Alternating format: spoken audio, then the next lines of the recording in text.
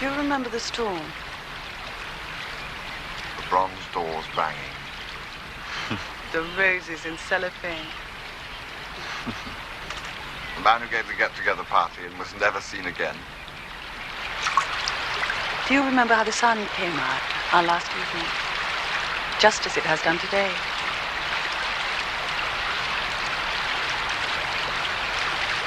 So much to remember. How many days have there been since then when we haven't seen each other? 100, do you think? Oh, not so many. 2 Christmases. To keep up appearances for the sake of the children. Oh, and the 3 days of good taste before I followed you to Capri. Our first summer. Remember how I hung about in Naples and then followed? How we met by arrangement on the hill path and how flat it felt. I went back to the villa and said, Papa, who do you think's arrived at the hotel? And he said, Charles Ryder, I suppose. And I said, whatever made you think of him? And he said, he seems to have a penchant for my children. It was the time you had jaundice and wouldn't let me see you. And when I had flu and you were afraid to come. Yes. 100 days out of 2 years and a bit. Not a day's coldness or mistrust or disappointment. Never that.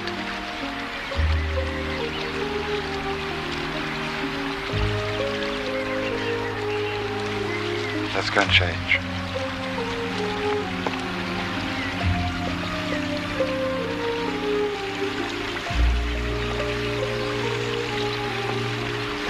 How many more, do you think? Another 100? A lifetime. I want to marry you, Charles. One day, why now? War, this year, next year, sometime soon. I want a year or 2 with you of real peace. Isn't this peace?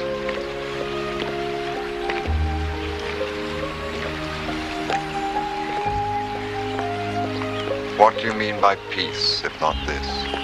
So much more.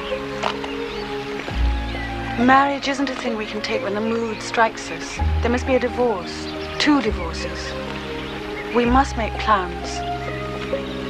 Plans, divorce, war.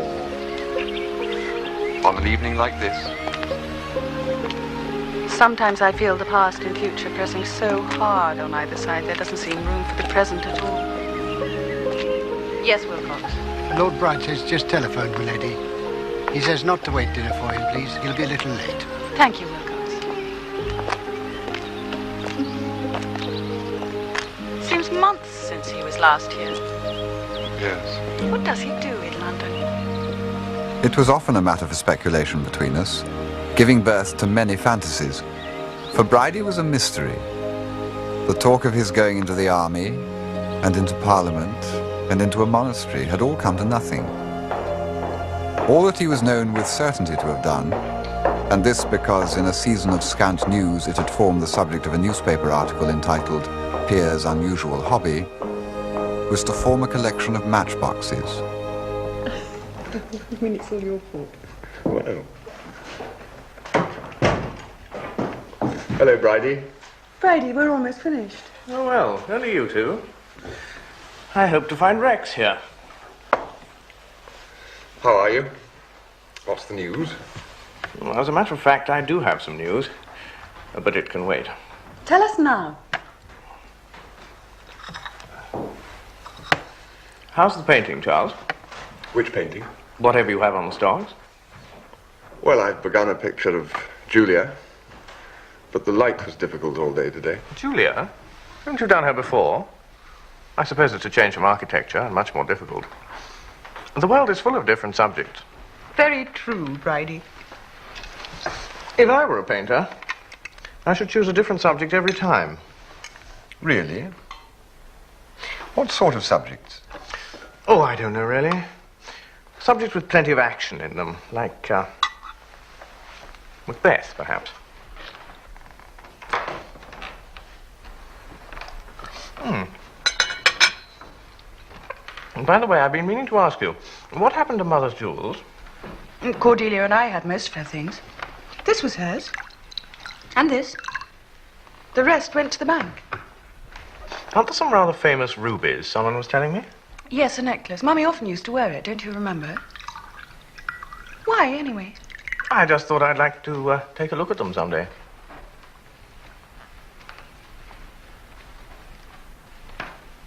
I say, Papa isn't going to pop them, is he? He's not in debt again. No, nothing like that. Come on, Bridey, don't be so mysterious. Out with it.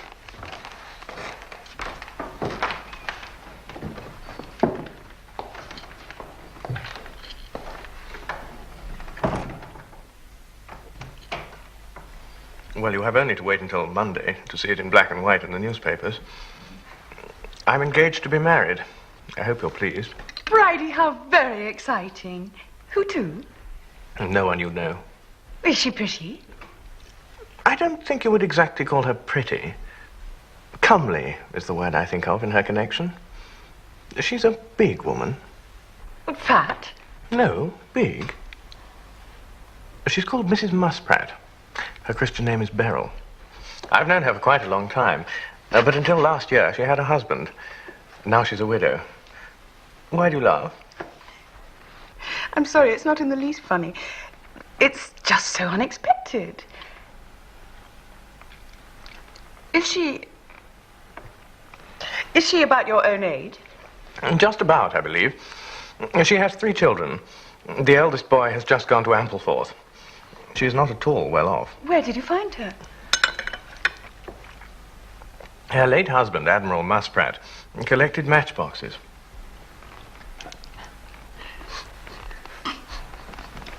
You're not marrying her for her matchboxes? No, the whole collection went to Falmouth Town Library. I have a great affection for her.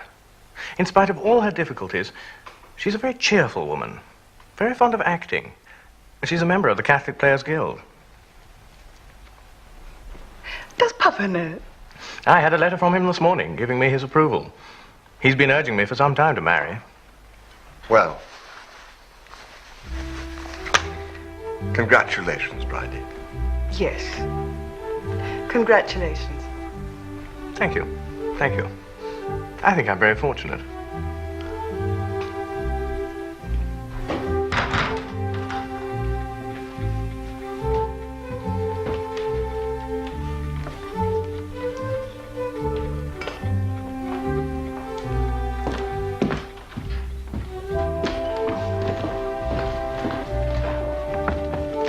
Bridey, when are we going to meet her?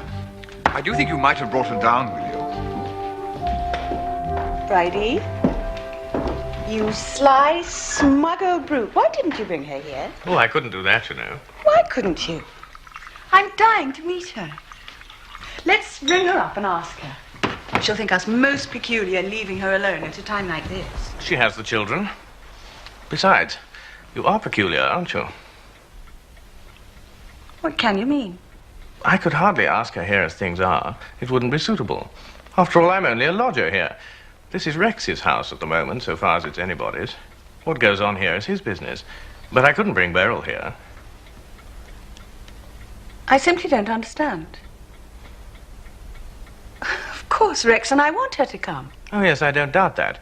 But the difficulty is quite otherwise. You must understand that Beryl is a woman of strict Catholic principle, fortified by the prejudices of the middle classes. I couldn't possibly bring her here. It is a matter of indifference whether you choose to live in sin with Rex or Charles or both. I have always avoided inquiry into the details of your ménage, but in no case would Beryl consent to be your guest.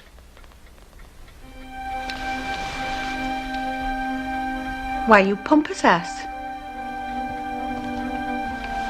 I may have given the impression that this was a marriage of convenience. I cannot speak for Beryl. No doubt the security of my position has some influence on her. Indeed, she has said as much. But for myself, let me emphasize, I am ardently attracted. Bridey, what a bloody offensive thing to say to Julia. There was nothing she should object to. I was merely stating a fact well known to her.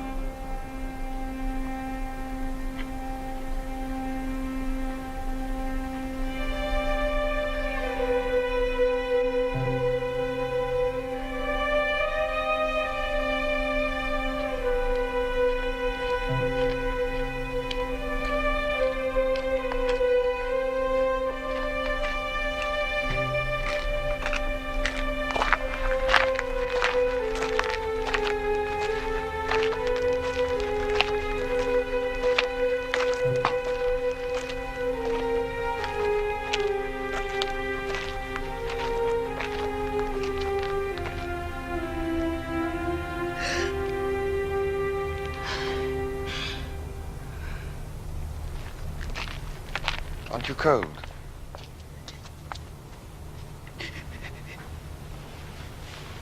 Darling, what is it? Why do you mind? What does it matter what the old booby says? I don't. It doesn't. It's just the shock. Don't laugh at me. How dare he speak to you like that? Cold-blooded old humbug. No, it's not that. He's quite right. They know all about it, Bridey and his widow. They bought it for a penny at the church door. You can get anything there for a penny in black and white and nobody to see that you paid. Just take your track. There, you've got it. All in one word, too. One little, flat, deadly word that covers a lifetime. Living in sin. Not just doing wrong, as I did when I went to America. Doing wrong, knowing it's wrong, stopping doing it, forgetting it. Oh, that's not what they mean. That's not Bridey's pennyworth. He means just what it says. Living in sin every hour, every day, year in, year out. Always the same. It's like an idiot child, carefully nursed, guarded from the world. Poor Julia, they say, she can't go out. She's got to take care of her little sin. Pity it ever lived, they say, but it's so strong. Children like that always are. Julia's so good to her little mad sin.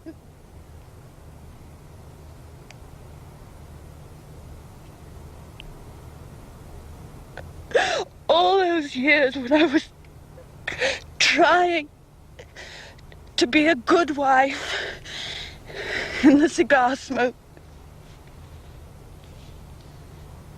When I was trying to bear his child, torn in pieces by something already dead. Putting him away, forgetting him. Finding you. The past 2 years with you. All the future with you or without you. War coming. World ending.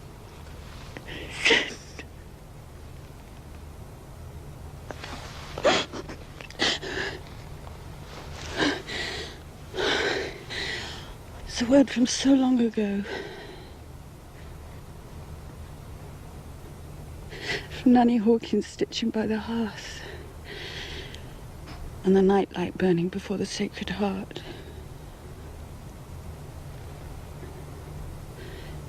Me and Cordelia with the catechism in Mummy's room before luncheon on Sundays.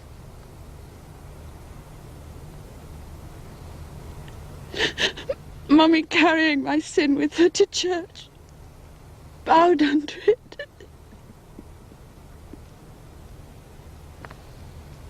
Mummy dying with my sin, eating at her more cruelly than her own deadly illness. Mummy dying with it, Christ dying with it, nailed, hand and foot. High among the crowds and the soldiers. There's no comfort except a sponge of vinegar and the kind words of a thief. Hanging forever over the bed in the night nursery.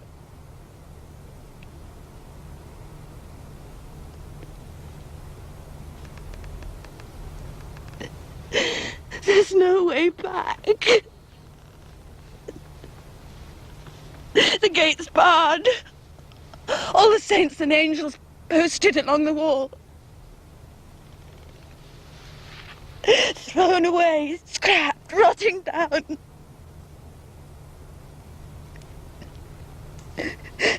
nameless and dead.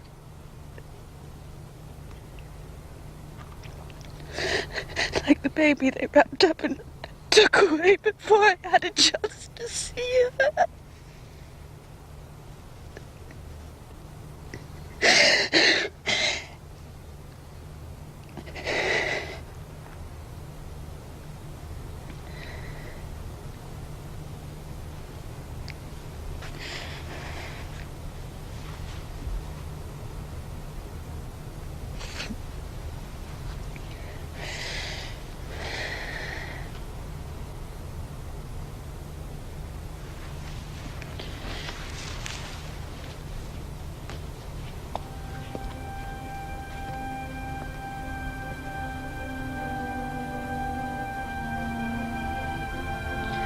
Well, Bridey is one for bombshells, isn't he?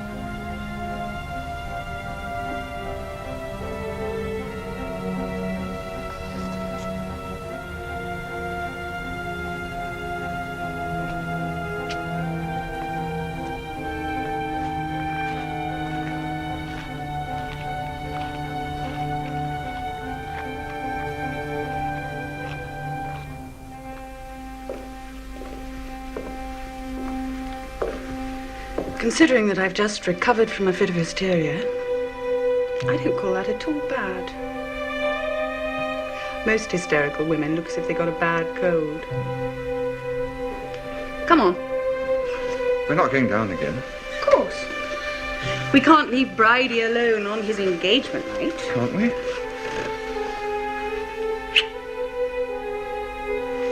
I'm sorry about that appalling scene, Charles. I can't explain.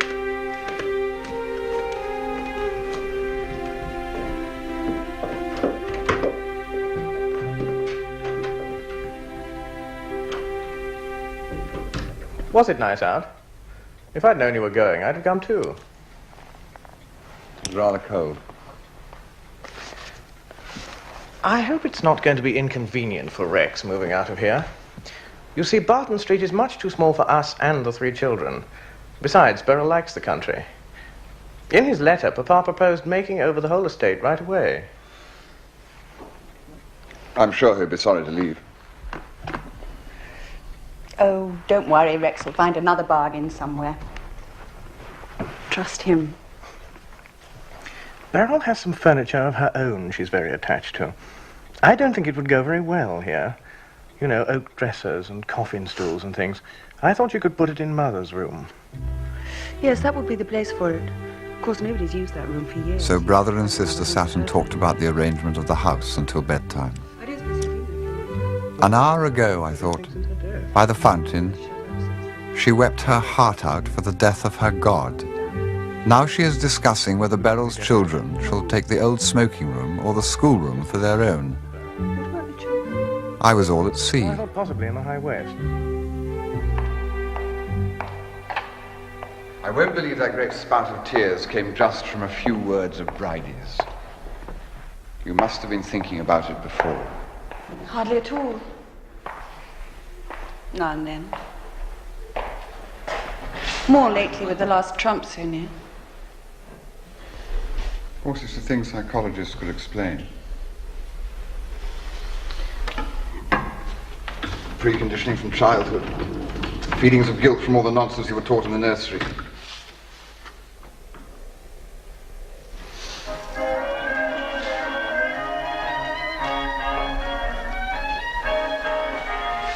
But you do know in your heart that it's all bosh, don't you? How I wish it was. You know, Sebastian once said almost the same thing to me. He's gone back to the church, you know. Of course, he's never left it as definitely as I did. I've gone too far. There's no turning back. I know that, if that's what you mean by thinking it all bosh.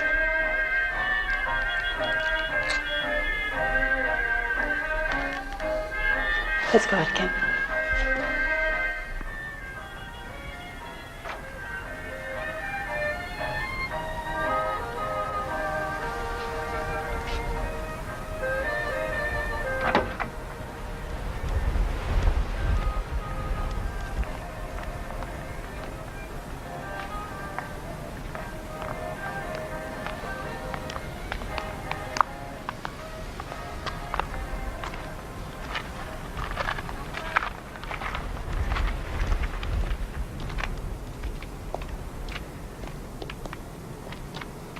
Looks like the setting for a comedy. Scene, a baroque fountain in a nobleman's grounds. Act 1, sunset. Act 2, moonlight. Act 3, towards dawn. The characters keep assembling at the fountain for no very clear reason. Comedy? Drama. Tragedy. Farce. What you will. This is the reconciliation scene. Was there a quarrel? Misunderstanding and estrangement in Act 2. Don't talk in that damn bounderish way. Why must you see everything second-hand? Why must this be a play? It's a way I have. I hate it.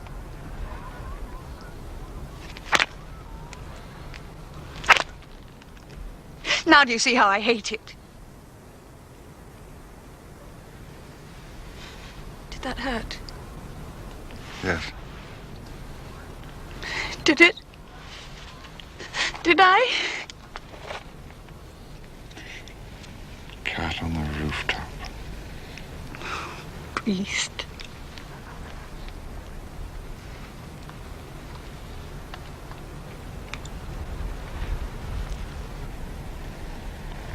Cat in the moonlight.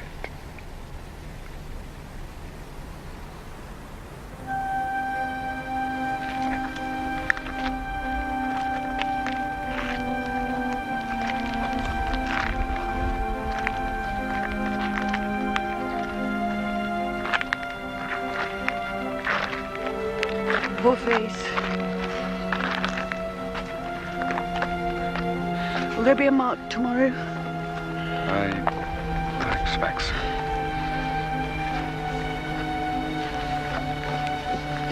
Charles, am I going crazy?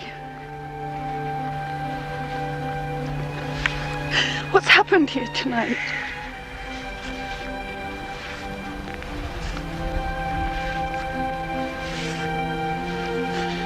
I'm so tired.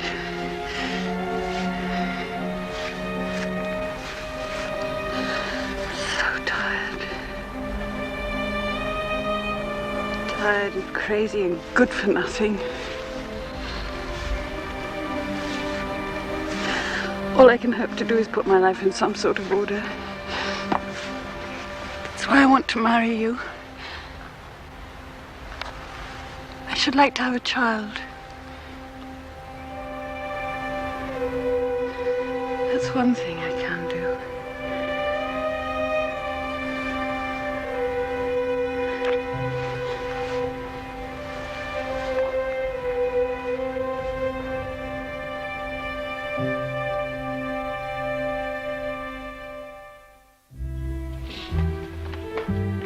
So you're being divorced. Isn't that rather unnecessary after being happy together all these years? We weren't particularly happy, you know. Weren't you? Were you not? I distinctly remember last Christmas seeing you together and thinking how happy you looked and wondering why. You'll find it very disturbing, you know, starting off again. How old are you, 34? Oh, that's no time to be starting. You ought to be settling down. Have you made any plans? Yes. I intend to get married again as soon as the divorce is through. Well, I do call that a lot of nonsense. I can understand a man wishing he hadn't married and trying to get out of it. Though I never felt anything of the kind myself. But to get rid of one wife and take up with another immediately is beyond all reason. I've seen a few divorces in my time. I've never known one work out so happily for all concerned. Almost always. However, matey people are at the start, bad blood crops up as soon as they get down to detail. Mind you, I don't mind saying, there have been times in the last couple of years when I thought you were a bit rough on Celia.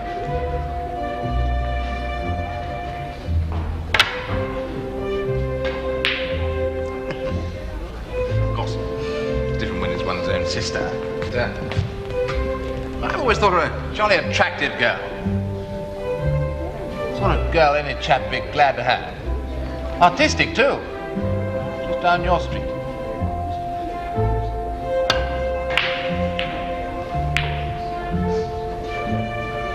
I must admit, you're a good picker. Oh, we have a soft spot for Julia.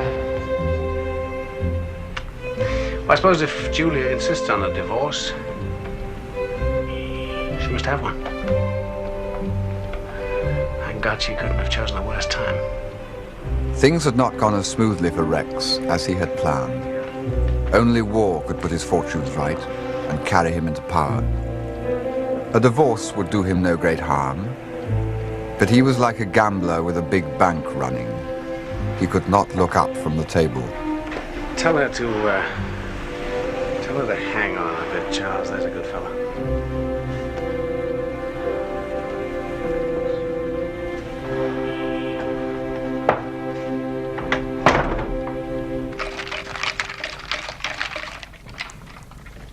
I met the widow at luncheon. Did you? Do you know what she said to me? So you're divorcing one divorced man and marrying another. It sounds rather complicated, but my dear, she called me my dear about 20 times. I've usually found that every Catholic family has one lapsed member, and it's often the nicest. What's she like? Majestic and voluptuous. Common, of course. I'll tell you one thing, she's lied to Bridey about her age. She's a good 45. I don't see her providing an heir. Bridey can't take his eyes off her. He was gloating on her in the most revolting way all through luncheon. Was she friendly? Goodness, yes. In a condescending way. I think it put her rather at ease to have me there as the black sheep. She concentrated on me, in fact, said rather pointedly she hoped to see me often in London. I think Bridey's scruples only extend to her sleeping under the same roof with me. Apparently, I can do her no serious harm in a hat shop or hairdresser's. And the scruples are all on Bridey's part, anyway. The widow is madly tough. Does she boss him? Not yet, much. He's in an amorous stupor, poor beast, and doesn't really know where he is. She's just a good-hearted woman who wants a good home for her children and isn't going to let anything stand in her way.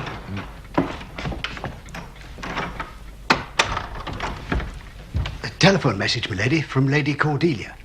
Lady Cordelia? How marvellous. Where is she? In London, milady. Wilcox, how lovely. Is she coming home? Just starting for the station, milady. She'll be here after dinner. Thank you.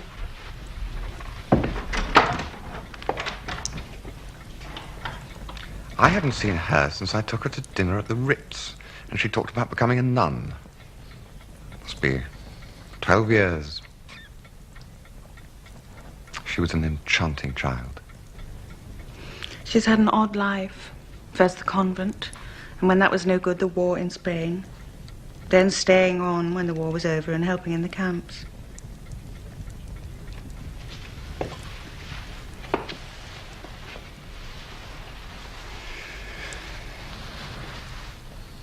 She's grown up quite plain, you know. Does she know about us? Yes. She wrote me a sweet letter.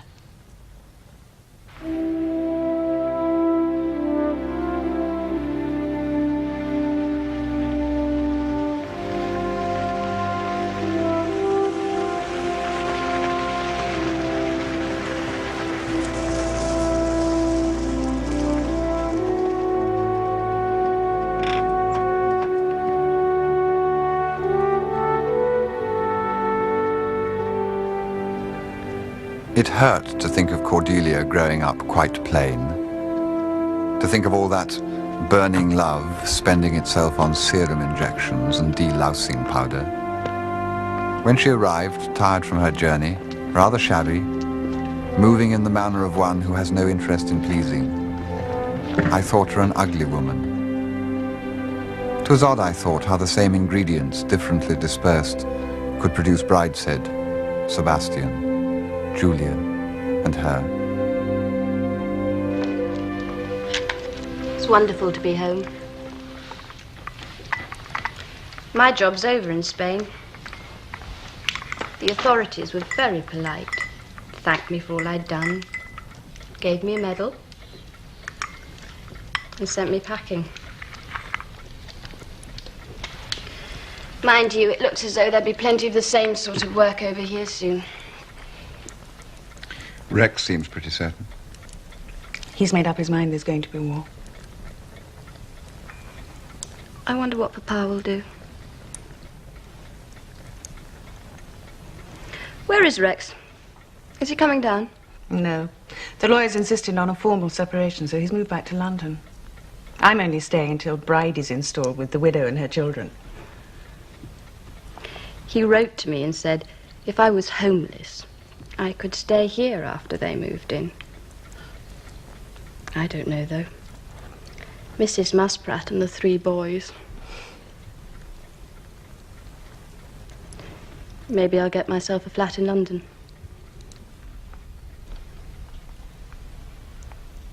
The situation became one of increasing gravity.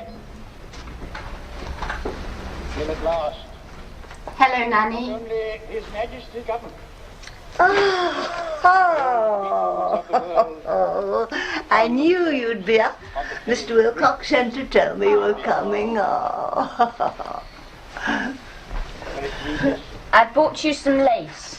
The late now checks the blood vessels. Oh, that is nice, dear. Just like her poor ladyship used to wear at Mass. Though why they made it black, I never did understand. Seeing lace is white, naturally. Well, that'll be very welcome, I'm sure. Not even by notes. It is saved by echo. Now, May we turn the wireless off, Nanny? oh, why, of course. I didn't notice it was on. In the pleasure of seeing you. Isn't it splendid about Julia and Charles getting married? Well, I hope it's all for the best. Brideshead has certainly taken long enough to make up his mind. I've hunted all through Debrett, and I couldn't find any mention of Mrs. Musprat's connections. She caught him, I dare say. What have you done to your hair?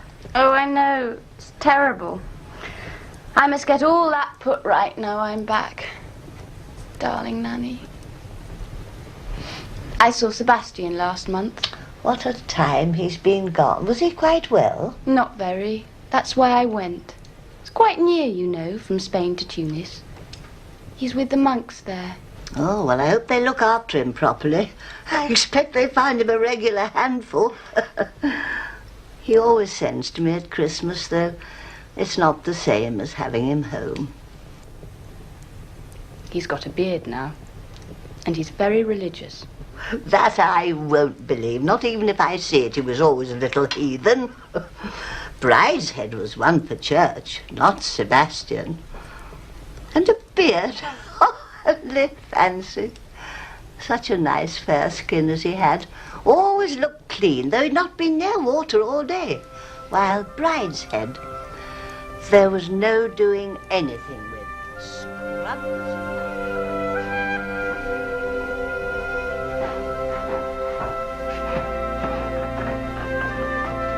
Cordelia. What? Come and tell me about Sebastian. Not now, Charles. It's a long story. Tomorrow. Good night.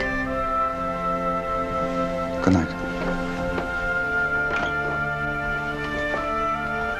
I had not forgotten Sebastian. He was with me daily in Julia. Or perhaps it was Julia I had known in him in those distant Arcadian days. Every stone of the house had a memory of him. And hearing him spoken of by Cordelia as someone she had seen a month ago, my lost friend filled my thoughts. I heard he was dying.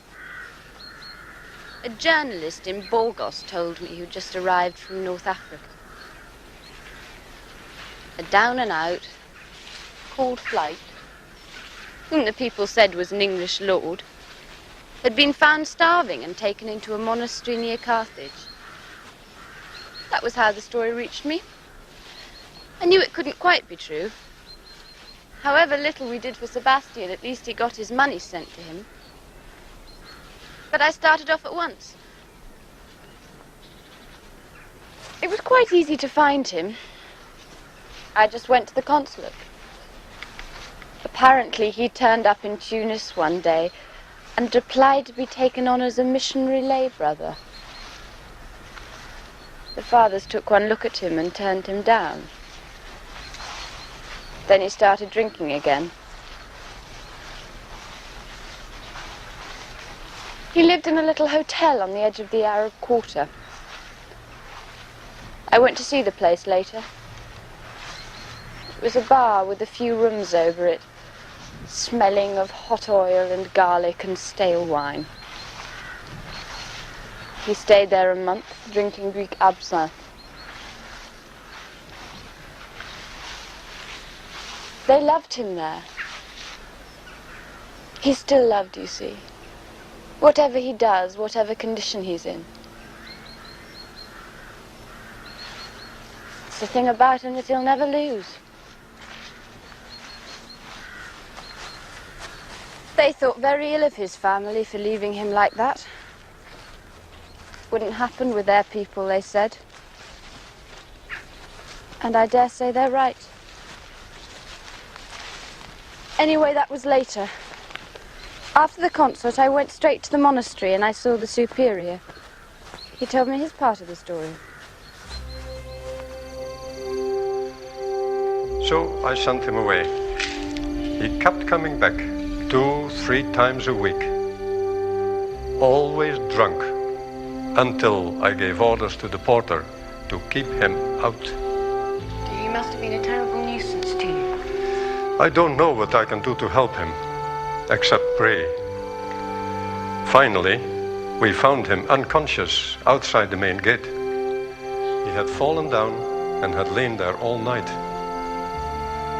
At first we thought that he was merely drunk again. Then we realized that he was very ill. So we took him to the infirmary. He has been there ever since. They'd given him a room to himself just off the cloisters. He looked terrible. Any age.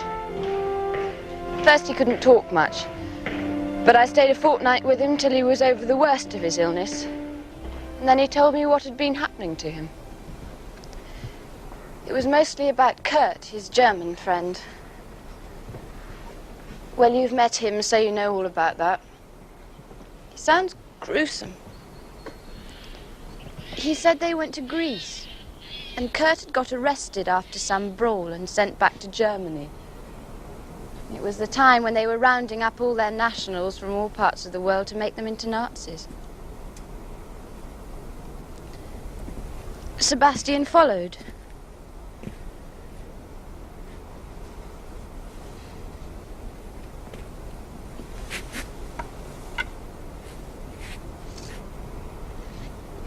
For a year, he couldn't find any trace of him. Then in the end, he ran him to earth, dressed as a stormtrooper in a provincial town. At first, he wouldn't have anything to do with Sebastian, spouting all that official jargon about the rebirth of his country. But it was only skin deep with him. 6 years of Sebastian had taught him more than a year of Hitler. Eventually, Kurt chucked it and admitted that he hated Germany and wanted to get out. I don't know how much it was simply the call of the easy life sponging on Sebastian. He said it wasn't entirely that. But Kurt had just begun to grow up.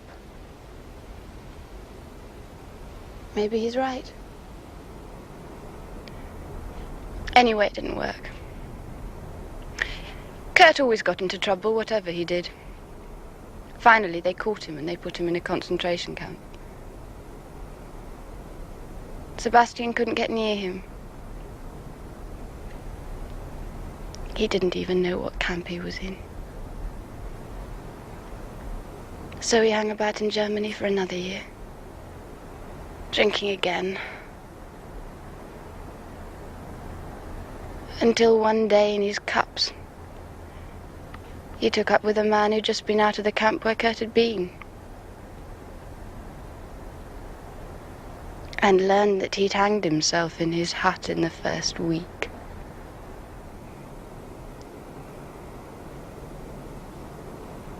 So that was the end of Europe for Sebastian.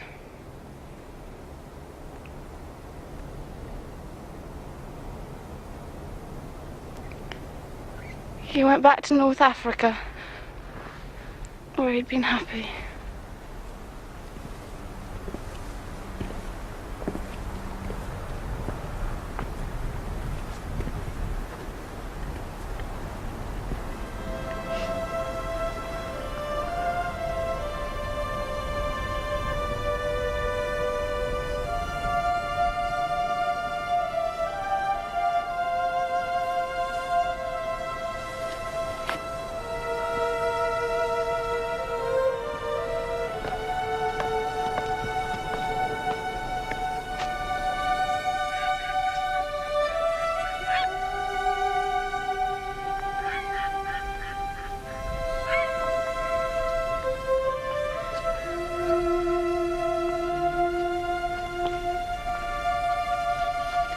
I once had a governess who jumped off this bridge and drowned herself.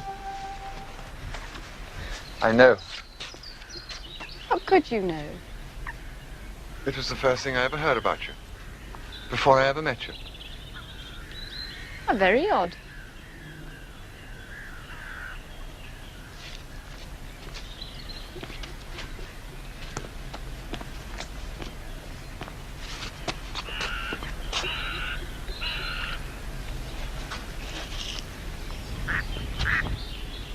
Have you told Julia this about Sebastian? The substance of it. Not quite as I told you. She never really loved him, you know. As we do.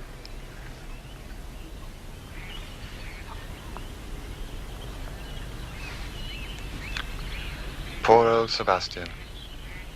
It's quite pitiful. How will it end? I think I can tell you exactly, Charles. I've seen others like him. And I believe that they are very near and dear to God. They'll let him stay there, living half in and half out of the community. He'll be a great favourite with the old fathers, and something of a joke with the novices. There are usually a few odd hangers-on in a religious house. You know, people who don't quite fit into either the world or the monastic rule. I suppose I'm something of that sort myself. But as I don't happen to drink, I'm more employable. He'll disappear for 2 or 3 days every month or so. And they'll all nod and smile and say, "Old Sebastian on a spree again." Then one day, after one of his drinking bouts, he'll be picked up at the gate dying, and show by the mere flicker of his eyelids that he is conscious when they give him the last sacraments. Not such a bad way of getting through one's life. It's not what one would have foretold.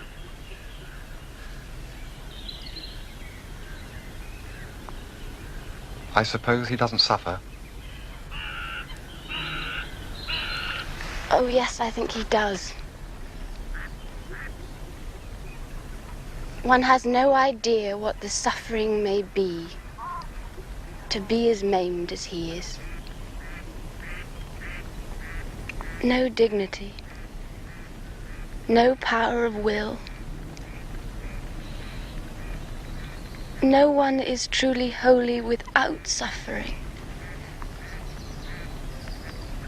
Holy? Yes. That's what you've got to understand about Sebastian.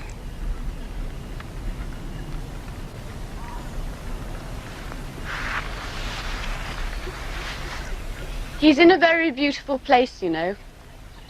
White cloisters, bell tower, rows of green vegetables and a monk watering them when the sun is low. You knew I wouldn't understand.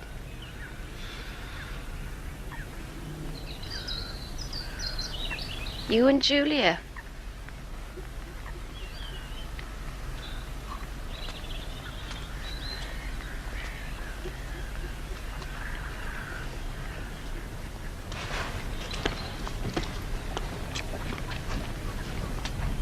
Tell me, Charles, when you first met me last night, did you think, poor Cordelia, such an engaging child, grown into a plain and pious spinster, full of good works? Did you think thwarted? Yes, I did. But now I'm not so sure. It's funny, you know. That's exactly the word that I thought for you and Julia when I saw you up in the nursery with Nanny. Thwarted passion, I thought. My divorce case, or rather my wife's, was due to be heard about the same time as Brideshead was married. But he was to have no triumphal return.